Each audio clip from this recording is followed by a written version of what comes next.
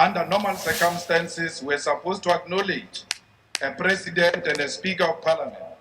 But for a very long time now, and particularly after the revelations of crimes in Palapala, we can boldly state that South Africa does not have head of state and president.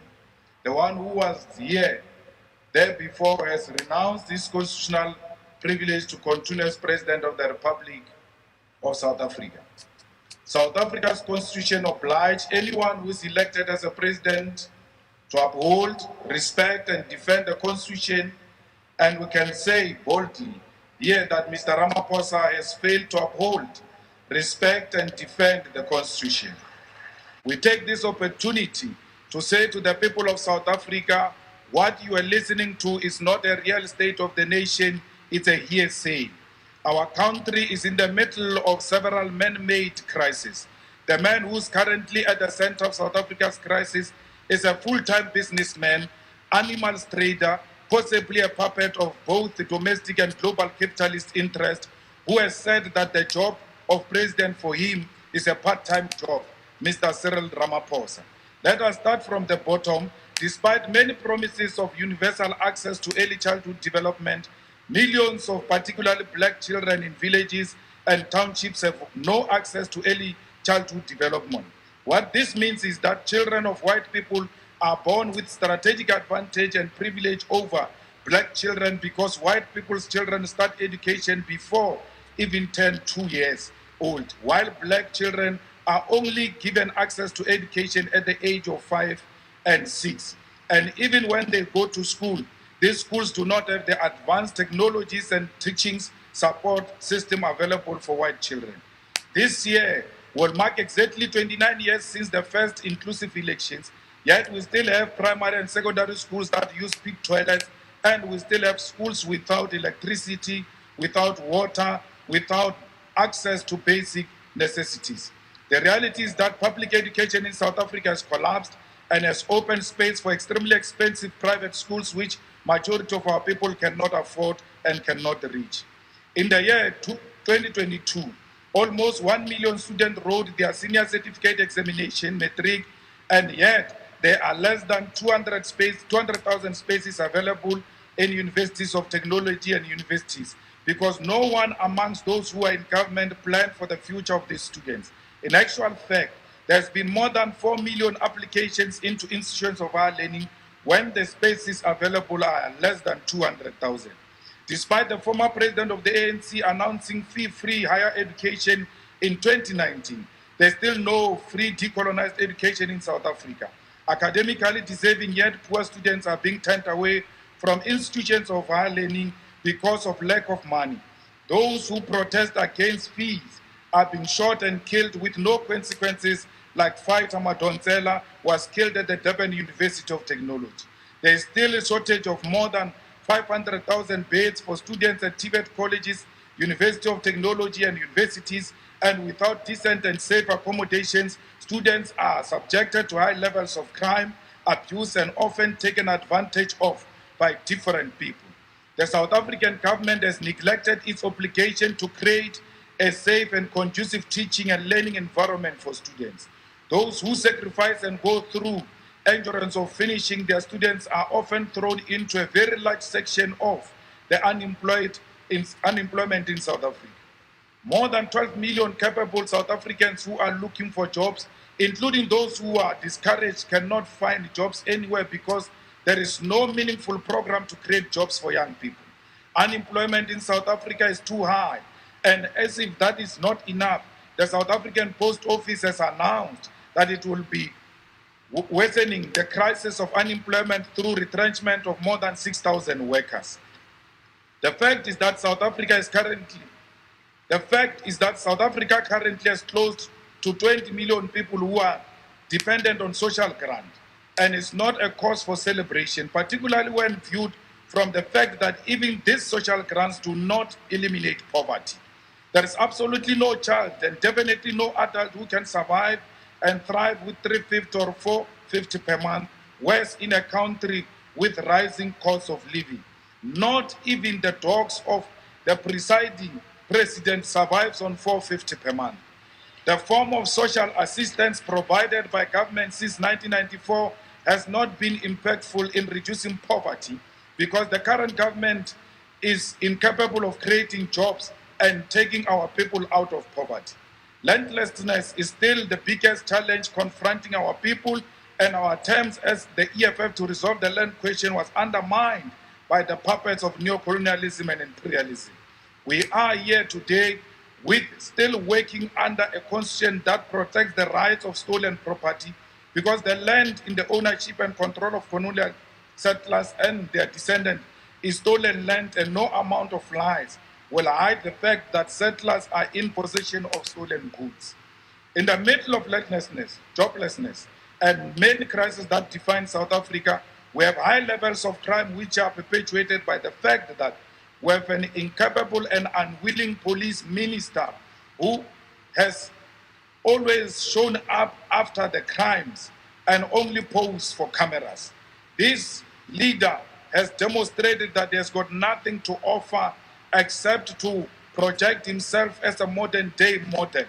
He is indeed a certified fool without any alternative to reducing crime in South Africa. Chair, I'm debating. When we stand up during the president's speech, we are told you raise that point in debate. When we raise the point in debate, something else is being said. It means we'll never contribute in this house. I'm not saying anything against anyone. I'm just telling you the fact that we ought to fight criminality in the police. And if the shoe fit, wear it, because it's the truth. Now you have established Minister of Electricity. We hope to see Minister of Trains. We hope to see Minister of Flights. We hope to see Minister of Dinner. We hope to see Minister of Potholes. We hope to see Minister of GBV. Because the reality is that, Mr. President, nothing is working under you. You are a man on top and doing nothing. And that is very irresponsible of a man to be on top and do nothing. The reality of the situation is that you went against the advice we gave you when you started as a president, that listen to your own organization. Your own organization has now said, put the ESCOM under energy. What did you do? You went to a separate kitchen cabinet and created a Ministry of Electricity, which doesn't derive from the resolutions of your own organization. A clear confirmation that there is a kitchen cabinet that exists in Stellenbosch and that dictates the direction this country must take. If you agree that ESCOM has failed to discharge its responsibility, ESCOM has always had a minister, and that is a Minister of Public Enterprise. And if we need a separate minister, it means that minister has failed. Why are you so scared to remove an incompetent minister who has failed and collapsed everything in the state-owned, under state-owned enterprise? It can't be, even if you are friends, you ought to have an honest discussion amongst yourself and say, my brother, there is nothing I can do anymore. I need someone capable to come and rescue Dinel, to come and rescue Transnet, to come and rescue SAA, because ESCOM and the rest have collapsed under Honorable Pravin Gordhan. I don't know the Musabani or Honorable Pravin Gordhan. I don't know if he's got a list of impimpis or sellouts of during apartheid, the way you are so scared of him. But he knows and his cause that some of us are not scared of him. They've tried it before and we defeated them and will defeat them again. Fellow South Africans, nothing is working in this country. You were promised all manner of things. When President Zuma was removed, things are worse. Things will get worse because the president said that this electricity crisis is not going to be resolved in the nearest future, at least for 2 years. When he says 2 years, he means 5 years, or even more than that. It is up to you, South Africa, if you want to declare that enough is enough. We must make sure that on the 20th of March, we remove this puppet government from power. We must make sure that on the 20th of March, we demand the resignation of Mr. Ramaphosa. We must make sure that on the 20th of March, we demand the stopping of crime. We demand that the money launderer must be removed from office.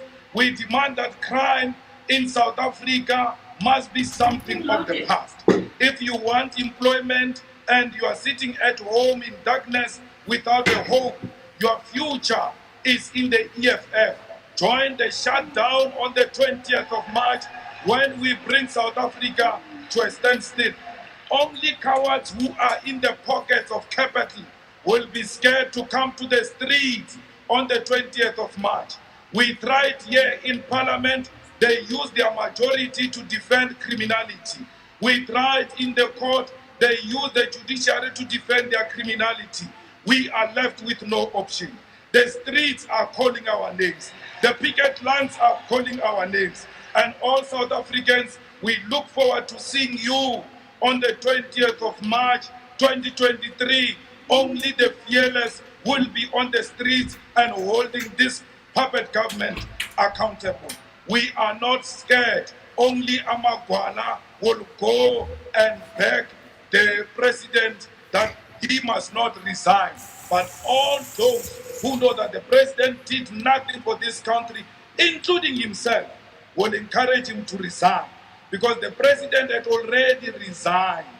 And once you have resigned and you are convinced by affection to stay, you must know that it is only the body that remains there. The conscience is gone, because the conscience is the one that wrote a letter.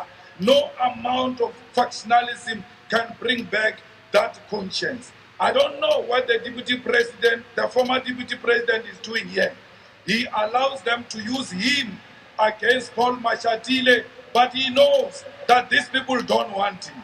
They don't want you. Stop pretending that they want you.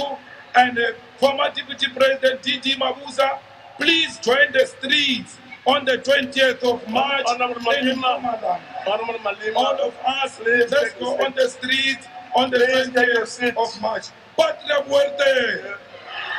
Patria muerte! Patria muerte! Thank you very much.